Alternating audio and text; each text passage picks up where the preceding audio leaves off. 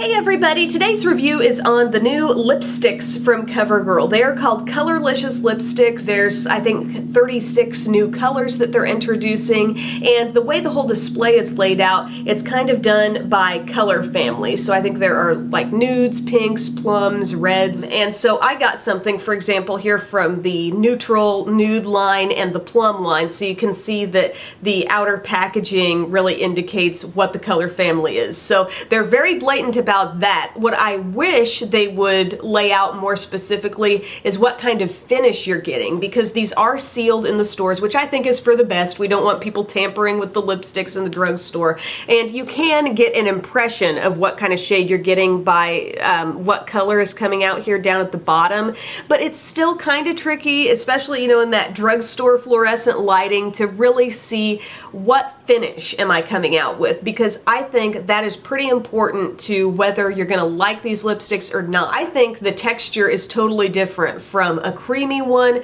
to a metallic kind of frosty one. But like I said, they're shouting it from the rooftops what kind of color family you're in, and I think that's, you know, very obvious and easy to see what kind of color it is. What I think CoverGirl is trying to do is improve on their Lip Perfection line. That was the name of their lipsticks before this, and I have several of those.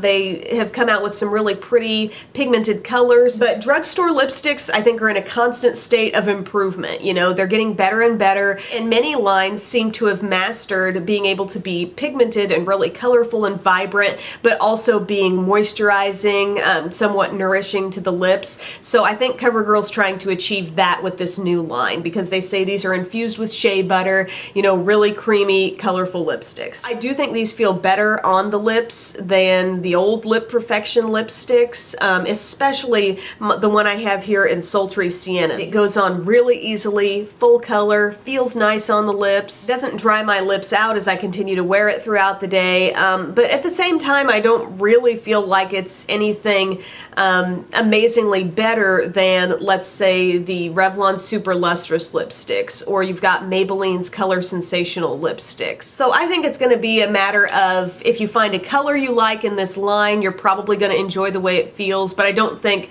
this line of lipstick as a whole is superior to all the other lines of lipstick that are available in the drugstore, if that makes sense. But just to show you the ones that I have, first off, let's talk about Coquette Orchid. This is the one that I was kind of hoping I'd end up with a cream formula, but instead I got something pretty shimmery, and I feel like when I've got this on, it really does highlight dryness in my lips. Any kind of lipstick like this does. It's not a specific problem to this lipstick, but frosty formulas tend to make the lines in your lips, the dryness in your lips, just a little more obvious. And I think I mentioned this in another video, but you can kind of correct that by popping a gloss over the top, and that can just make the whole overall appearance of your lips look a little more creamy and less metallic and frosty. But this is a really pretty shade, just too frosty for my liking when I wear it alone. I would say the one of these two that I really was pleased with is the Sultry Sienna shade, and this is one of those, I think, kind of trendy,